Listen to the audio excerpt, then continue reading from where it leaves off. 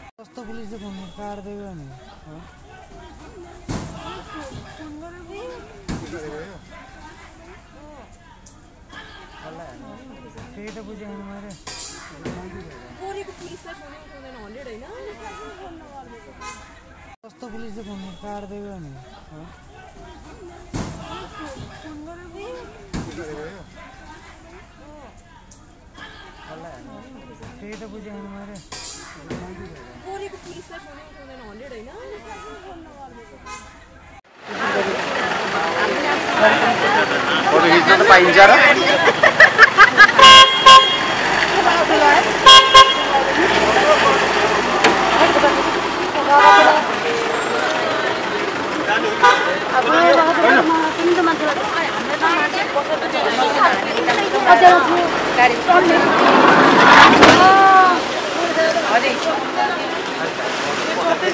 भरि मान्छे थिए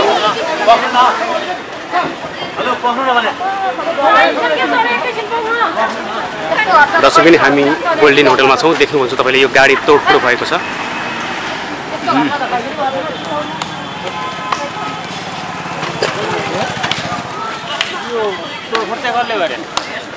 सरकारको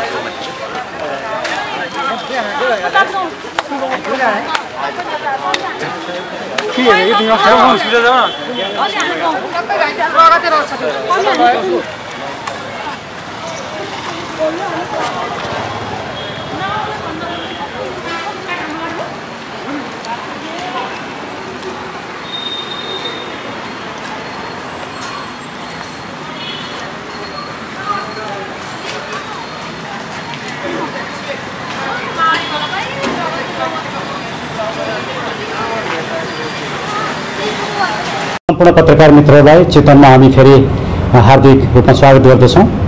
आज ज्यादै अप्रिय घटना घटेको छ। शान्तिपूर्ण रूपमा चितवनमा नेपालका लागि नेपाली चितवनले राखेको कार्यक्रममा सरकारी रूपमा दमन भएको छ र सरकारद्वारा पृष्ठपोषित गुण्डाहरूले पनि हमला गरेका छन् र हाम्रा केही साथीहरूलाई शान्तिपूर्ण रूपमा कार्यक्रम गर्न नदिएर माइक समेत बन्द गरेर प्रहरीको हिरासतमा लिएको छ भने लेनिन विष्टलाई केही सिभिलमा रहेका गुण्डाहरूले आक्रमण गरेका छन् र उनमाथि हातपात भएको छ। हुन त लेनिङ दृष्टिले सुरक्षित हुनुहुन्छ र यसले के देखाउँछ भने शान्तिपूर्ण रूपमा भ्रष्टाचारको विरुद्धमा नागरिकहरूले आयोजना गरेको कार्यक्रमलाई प्रहरीले यो कार्यक्रम नगर्नुहोस्, यो कार्यक्रम बन्द गर्नुहोस्, यो कार्यक्रम गर्न दिने आदेश छैन भनेर हाम्रो कार्यक्रम गर्न दिएन। हामीले किन यो कार्यक्रम गर्न नपाउने भनेर सोद्धाखेरि तपाईँहरूमाथि आक्रमण हुँदैछ र त्यो कारणले गर्दाखेरि तपाईँहरूको कार्यक्रम हामीलाई बन्द गराउने भन्ने आदेश छ भनेर हामीलाई भनियो। र मैले भने यदि हामीमाथि कसैले आक्रमण गर्दैछ भने उनीहरूलाई रोक्ने काम तपाईँहरूको हो, हामीलाई सुरक्षा दिने काम तपाईँहरूको हो। हामी शान्तिपूर्ण रूपमा हामीले जुन कार्यक्रम गर्दछौँ यो नेपालको संविधान, अन्तर्राष्ट्रिय मानव अधिकार भित्रको फन्डामेन्टल राइट्स, मौलिक अधिकारभित्र पर्दछ र शान्तिपूर्ण रूपमा सभा गर्ने र आफ्नो विचार राख्न पाउने नागरिकहरूको जुन हक र स्वतन्त्रता छ त्यसलाई राज्यको कुनै पनि निकाय, राज्यको कुनै पनि व्यक्तिले, यतिसम्म कि प्रधानमन्त्रीले पनि चाहेर पनि रोक्न पाउनुहुन्न, किनकि संविधानभन्दा माथि कोही पनि छैन भनेर हामीले यो कुराहरू राख्यौँ। र यति भन्दा भन्दै पनि हाम्रो कार्यक्रमहरू गर्न दिएन। मैले सिडिओ साहबसँग कुराकानी गरेँ। सिडिओ साहबले शान्तिपूर्ण रूपमा तपाईँले कार्यक्रम गरे हुन्छ भनेर भन्नुभयो। एसपी साहबसँग पनि मेरो कुराकानी भएको थियो र मेरो कुराकानी हुँदाखेरि शान्तिपूर्ण रूपमा कार्यक्रम गरे हुन्छ भनेर भन्नुभयो। तर पछाडि फेरि मैले फोन गर्दाखेरि उठाउनु भयो र प्रहरीहरूले हामीलाई कार्यक्रम गर्न नदिनु भनेर भनिएको छ भनेर दिएन। त्यसैले छोटकरीमा हामी अहिले जुन घटना, एउटा अप्रिय घटना घट्यो, यसले संविधानको हाम्रो अधिकारहरूमाथि कुण्ठित गर्ने र नागरिकका स्वतन्त्रताहरूलाई अन्त्य गरेर भ्रष्टाचारको विरुद्धमा आवाजै उठाउन नपाउने जुन किसिमले राज्य संयन्त्र परिचालित भएको छ र राज्यद्वारा समर्थित केही व्यक्तिहरू गुण्डागर्दीको शैलीमा उत्रिएका छन्, यसले पञ्चायतकाललाई पनि बिर्साउने गरी निरङ्कुशता र राज्यको आतंक र राज्यबाट समर्थित गुण्डागर्दीको काम भएको छ। र यो घटनाको हामी घोर भर्त्सना गर्दछौँ र यसलाई हामी राष्ट्रिय मानवाधिकार आयोगमा पनि यो घटना लिएर जान्छौँ र त्यस पछाडि हामी यसलाई कसरी अगाडि लिएर जाने भन्ने बारे सोच्छौँ र नेपालका लागि नेपालीका प्रमुख अभियन्ता बालकृष्णज्यूलाई केही बोलिदिनुको लागि म अनुरोध गर्दछु। यो आजको घटनाले यो 72 सालको संविधान आजका मितिबाट समाप्त भयो र जनताको अधिकारका लागि, बोल्नका लागि, सभा सम्मेलन गर्नका लागि यो संविधान जारी भयो। यो संविधानका लागि 17,000 सपुत भरेका छन्। 50औं करोडको चाहिँ अरबका विकासका संरचना ध्वस्त भएका छन्। 10 वर्ष नेपाल विकासको पथबाट पछाडि पर्यो। अब आज यो संविधानले अब एउटै मात्रै हक दियो, सत्ताधारीहरूलाई भ्रष्टाचार गर्न चाहिँ यो संविधानले दिने, त्यो भ्रष्टाचारको विरोध गर्न चाहिँ नदिने र त्यो विरोध गर्नका लागि सरकारी भिजिलान्ते र प्रहरीको एउटा गुट भएर आयो। केही सरकारी भिजिलान्तेहरू त्यसको विरोध गर्ने, तुल झिक्ने, त्यसलाई प्रहरीले केही पनि नगर्ने, हामी सभा गर्न आँटेका मान्छेलाई चाहिँ माइक खोज्ने र त्यहाँ माइक राख्न नदिने र अहिले यो चाहिँ तपाईँको 24 कोटीमा सडकमा 2 जनाभन्दा बढी मान्छे अहिले हिँड्न पनि दिएको छैन, कर्फ्यूको अवस्थामा छ। र यसले एउटा के खतरा जन्म्यो भने नेपालमा तानाशाहीको सुरुवात भयो। अब प्रजातन्त्रवादी शक्तिहरू एक भएन भने अब नेपालमा तानाशाहीले लिएर जान्छ। त्यसैले म के अनुरोध गर्छु भने जो भ्रष्टाचारको विरुद्धमा हुनुहुन्छ, जो राष्ट्रियताको सम्वर्धनका लागि हुनुहुन्छ, जो प्रजातन्त्रको लागि चाहिँ लोकतन्त्रका लागि लड्नु चाहिँ प्रश्न उठाइराख्नु भएको छ, तिनीहरू एक भएर यिनीहरूको बिचमा प्रतिकार हामीले गर्यौँ न भने अब असली कम्युनिस्टको अनुहार चाहिँ अब यो चाहिँ के हो भने कम्युनिस्ट सरकारले देखाउन थाल्यो। र यो के हो भने लोकतान्त्रिक चलित होइन, संविधानमा लेखेर लोकतन्त्र भाषण गरेर लोकतन्त्र आउँदैन। लोकतन्त्र बमोजिमको आचरण गर्नुपर्छ। लोकतन्त्र भनेको जनताले बोल्न पाउँछ, संविधानमा लेखेको छ, सभा सम्मेलन गर्न पाउँछ, विचार र अभिव्यक्ति गर्न पाउँछ। त्यो हक जब दिनुहुन्न भने त्यो चाहिँ यो चितवनका प्रहरीले अहिले पुष्पकमल दाहालका निजी गार्ड भएका यहाँ चाहिँ एसपी साहेब हुनुहुन्छ अरे, उहाँको एसपी साहेब र पुष्पकमल दाहालकी छोरीको कारणले र केही समय अगाडि 5-7 दिन अगाडि उहाँले चितवनमा उहाँका चाहिँ जुन पार्टीका अथवा भिजिलान्तेहरूलाई मिटिङ बोलाएर उहाँले के भन्नुभएको रहेछ भने यो कार्यक्रम हामी कुनै पनि हालतमा गर्न दिँदैनौँ। त्यो कार्यक्रम गर्न नदिनु भनेको संविधान सिद्ध्याउनु हो। आजका मितिबाट अब नेपालमा संविधान भन्ने छैन। संविधानले भ्रष्टाचार गर्ने हक मात्रै दियो।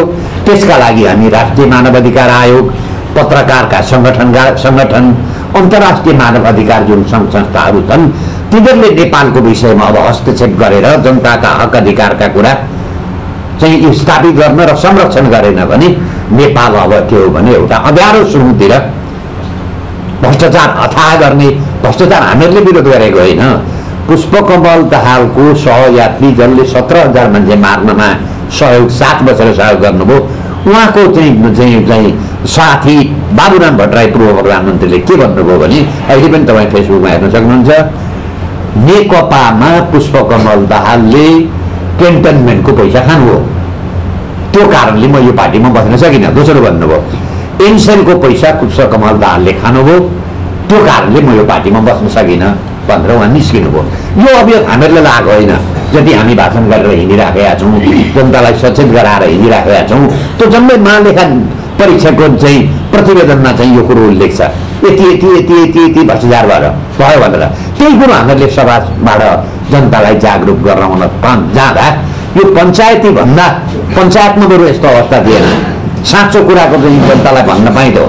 तर अहिले पञ्चायत भन्दा पनि खराब परिस्थिति आएको कारणले सम्पूर्ण देशवासी जो प्रजातन्त्र र लोकतन्त्रको पक्षमा हुनुहुन्छ, जसले नागरिक हक अधिकारको कुरा गर्नुहुन्छ, तिनीहरूले एक पाएन भने अब नेपालको यसै गर्दा यिनीहरूले बारम्बार नागरिकता बाँडेर यो सिक्किमीकरणका लागि यो तयारी हो, जनतालाई बोल्न नदिने अनि सत्ताले चाहिँ भ्रष्टाचार गर्ने र देशमा बारम्बार नागरिकता बाँडेर देशलाई के हो भने सिक्किमीकरण गर्नका लागि जुन यो काम भइरहेछ, तमाम देशवासी यसका लागि हामी एक भएर उठ्यौँ भने अब हाम्रो अवस्था के हो भने खराब छ, देश पनि नरहँदैन, भ्रष्टाचार पनि अथाह रूपमा भइरहेको छ, विकास भएको छैन, शान्ति सुरक्षा छैन, अपराध भइरहेको छ भनेपछि यो देशमा अब कम्युनिस्ट बाहेकहरूले बस्न नपाउने, पुष्पकमल दाहालका मान्छे, खड्ग ओलीका मान्छे र रेणु दाहालका मान्छे बाहेक अरूले बस्न नपाउने परिस्थिति सिर्जना भएको कारणले यसलाई अन्तर्राष्ट्रिय जगतले पनि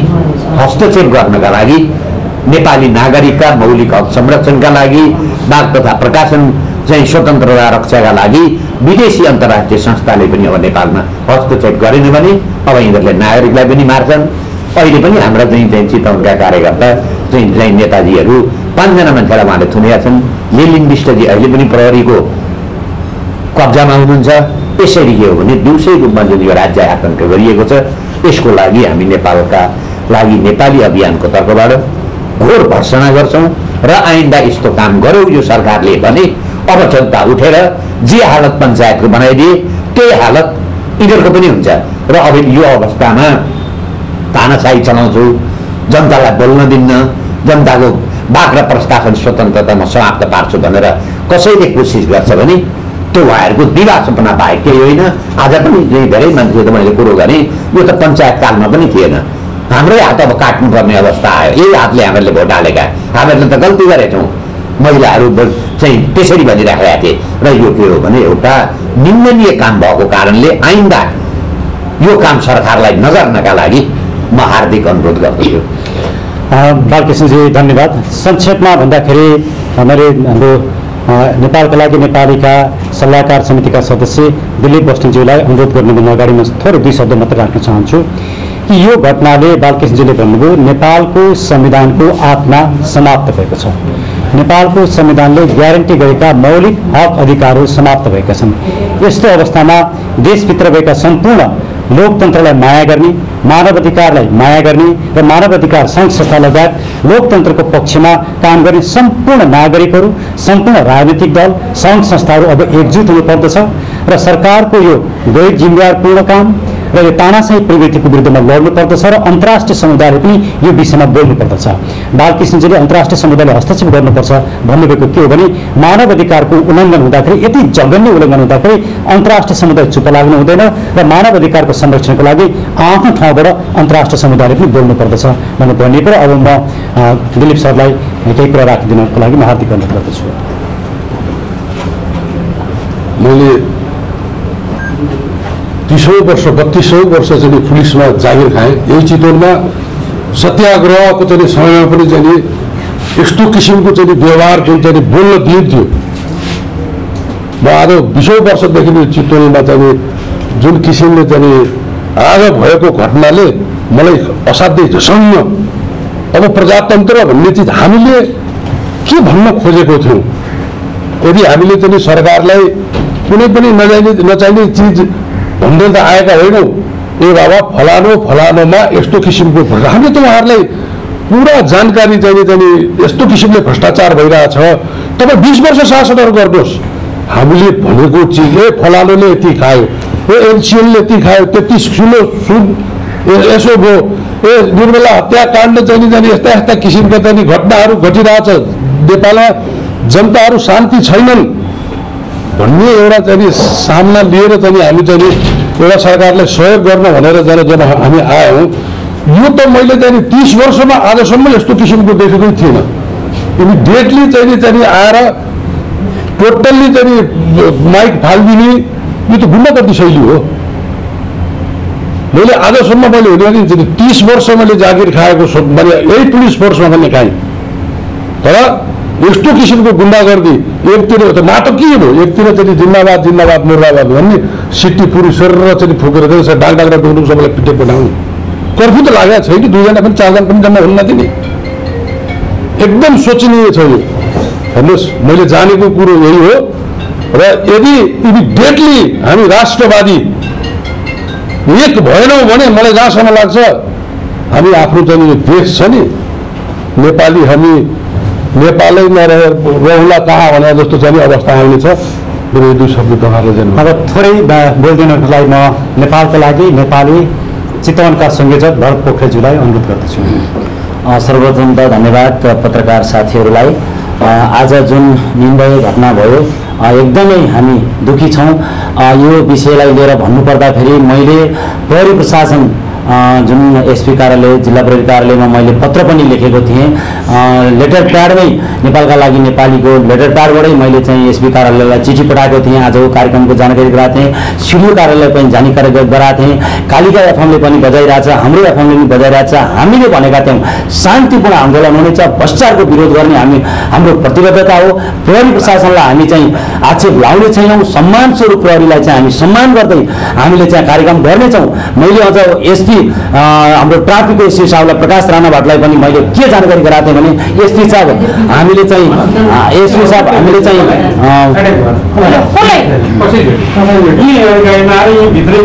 अहिले ल्याउनुहोस् अब यस्तो यस्तो घटना गुण्डागर्दी शैलीमा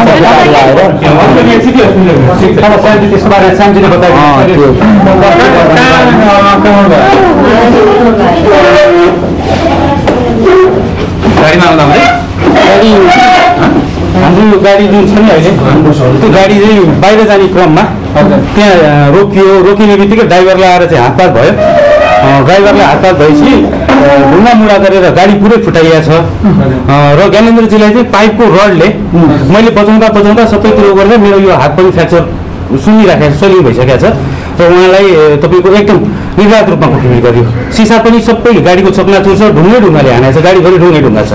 र अहिले हामीले चाहिँ त्यो पुलिसको मद्दतमा चाहिँ उहाँलाई सिटी हस्पिटल यहाँ नजिक सिएमसी हस्पिटल लिएर गएको छ। अहिले त्यहाँ 2 जनाहरू गइरहनु भएको छ। र हजुरले गाडीको छेदविछेद बाहिर देख्न सक्नुहुन्छ। राष्ट्रवादीले 2 शब्द राखेर यसलाई घरतिर टुङ्गाइदिनु हुनेछ।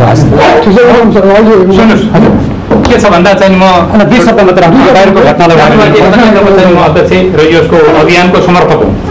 यो मैले चाहिँ 21 वर्ष जागिर खाएँ, 25 वर्ष राजनीति गरेँ, तर यस्तो किसिमको अन्याय अत्याचार चाहिँ आजसम्म देखेको थिइनँ। यो यसको चाहिँ म कडा रूपमा भत्सना गर्छु। यो किसिमको चाहिँ कार्य सरकारले तत्काल बन्द गरोस्, नीति बेलाको बत्तीको चाहिँ एउटा संज्ञा दिन्छु भन्ने कुरा त म पत्रकार अवगत गराउँछु। हस् त यो एउटा गुण्डागर्दीको शैलीमा के चाहन्छ भने सरकार के चाहन्छ? भ्रष्टाचार होस्, हामी दमन चाहन्छौँ, भ्रष्टाचार जसले जे गर्न चाहन्छ युनियनको एकदम नियत गुण्डागर्दी शैलीमा चाहिँ काम भइरहेको छ। यसलाई हामी घोर भर्सना गर्छौँ र हाम्रो बाहिर क्षति गाडी पनि क्षति भएको छ, यसको पनि घोर भर्सना गर्न चाहन्छौँ र हामी अहिले बाहिर जानेछौँ। अहिलेलाई म यति नै भन्दै अहिले हजुरहरूमाथि बिदा हुन चाहन्छु। हस्, धन्यवाद।